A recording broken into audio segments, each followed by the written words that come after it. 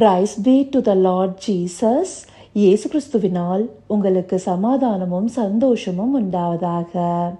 இன்னைக்கு பார்க்கவிருக்கிற வேத பகுதி 1 கொரிந்தியர் 2வது அதிகாரம் வசனம் 4-5. 1 Corinthians chapter 2 verse 4 and 5. உங்கள் விசுவாசம் மனுஷருடைய ஞானத்தில் அல்ல, தேவனுடைய பலத்தில் நிற்கும்படிக்கு என் பேச்சும் என் பிரசங்கமும் மனுஷ ஞானத்திற்குரிய நயவசனம் உள்ளதாய் இராமல் ஆவினாலும் பலத்தினாலும் உறுதிப்படுத்தப்பட்டதாய் இருந்தது. இந்த வசனத்தின் மூலமா பவுலடியார் ஒரு நேர்த்தியான சிந்தனையை வெளிப்படுத்துறாரு. நம்முடைய விசுவாசம் மனுஷருடைய ஞானத்தில் இருக்கக்கூடாதுன்னு சொல்றாரு. ஏன்னா நம்ம அநேக போதகங்களையும் பிரசங்கங்களையும் கேட்கிறவர்களா இந்த நாட்கள்ல இருக்கும். அப்படி இருக்கும்போது இப்போ சில நேரங்கள்ல சில பிரசங்கங்கள் எப்படி இருக்கு, தங்களுடைய சொந்த நாலேஜில், அதாவது அவங்களுடைய சாதுரிய பேச்சு.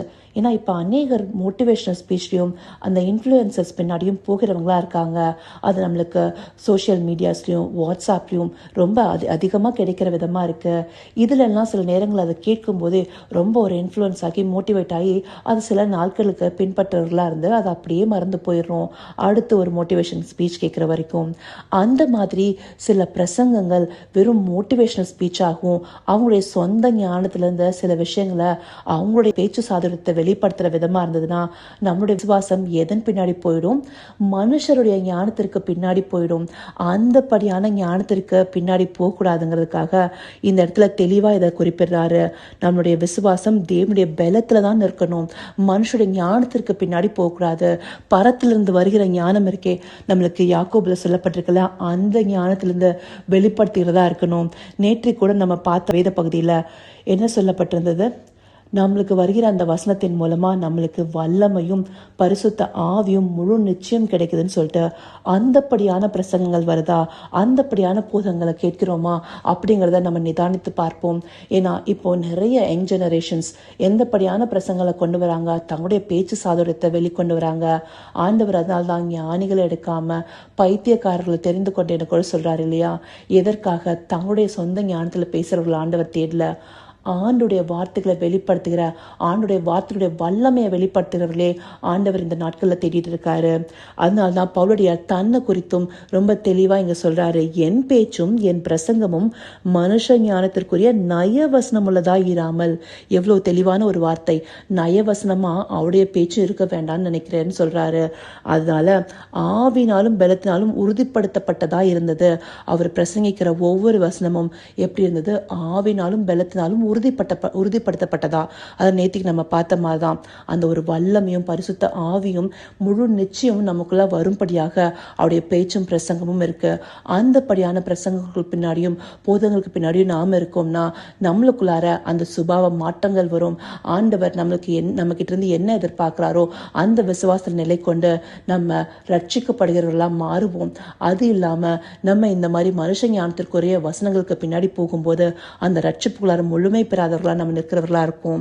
அதே போல இதே விஷயத்த 1 கொரிந்தியர் 1 அதிகாரம் 17வது வசனத்திலையும் பின்பாதியில பவுலடியார் சொல்றாரு, கிறிஸ்துவின் சிலுவை வீணாய் போகாத படிக்கு சாதுரிய ஞானம் இல்லாமல் பிரசங்கிக்கவே அனுப்பினார்.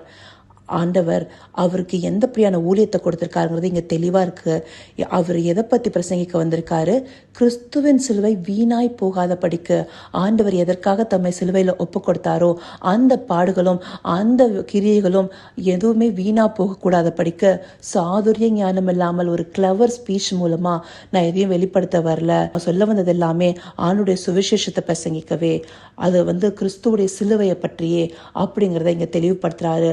அப்போ அவருடைய பிரசங்கம் ஒரு நாளும் எந்த ஒரு சாதுரிய பேச்சா இருக்கல அப்படிங்கிறத இந்த இடத்துல தெளிவுபடுத்துறாரு இல்லையா?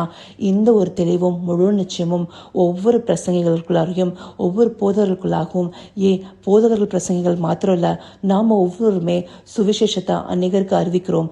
அப்ப அறிவிக்கும் போது நம்முடைய ஞானத்தால சில விஷயங்களை எக்ஸ்பிரஸ் பண்ணும்போது அது நிறைய பேத்துக்குள்ள போகாது. அதை நம்ம ஆண்டவரிடத்துல வேண்டிக் கொண்டு, ஆண்டவரே எங்களை நீங்க நடத்துங்க, நாங்க எந்தபடியா உங்களோட வசனத்தை அவங்களுக்கு சொல்லணும்னு கேட்டுட்டு கேட்டுட்டு அதன்படியாக வெளிப்படுத்துவோமே, ஆனால் அது அவங்களுக்குள்ள போகிற விதமாக இருக்கும். அதனால தான் போதகர்கள் கூட நம்மளுக்கு வார்த்தைகளை பிரசங்கிக்க வரும்போது என்ன சொல்லி ஜெபிக்கிறாங்க, அடியேனை மறித்து நீங்க வெளிப்படணும் அப்படின்னு கேட்குறாங்க இல்லையா? எதற்காக?